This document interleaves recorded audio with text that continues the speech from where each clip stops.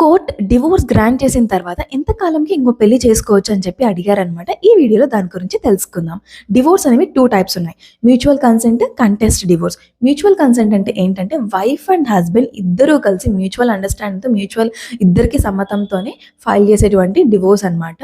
అయితే దీంట్లో ఇద్దరు చెప్తారు మాకు డివోర్స్ గ్రాంట్ చేయడంలో ఎటువంటి అబ్జెక్షన్ లేదు అని చెప్పేసి, మాకు ఇద్దరికి డివోర్స్ కావాలి అని చెప్పేసి.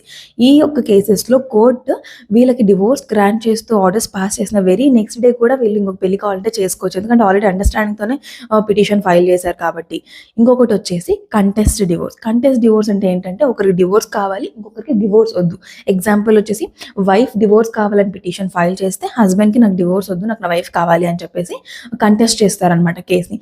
ఈ కేసులో ఒకవేళ గ్రౌండ్స్తో కనుక కోర్ట్ డివోర్స్ గ్రాంట్ చేశారు అంటే you have to wait for 90 days వరకు వెయిట్ చేయాలన్నమాట. ఎందుకంటే ఈ యొక్క ఆర్డర్ని ఛాలెంజ్ చేస్తూ ఒకవేళ అప్పీల్కి వెళ్ళే అవకాశం ఉండొచ్చు హస్బెండ్. దానికి 90 days టైం పీరియడ్ ఉంటుందన్నమాట అప్పీల్కి వెళ్ళాలి అంటే. సో మ్యూచువల్ కన్సెంట్కి అయితే ఎట్లాగా అండర్స్టాండింగ్తో చేసుకుంటారు కాబట్టి వెరీ నెక్స్ట్ డే కూడా ఆర్డర్స్ వచ్చిన నెక్స్ట్ డే కూడా చేసుకోవచ్చు.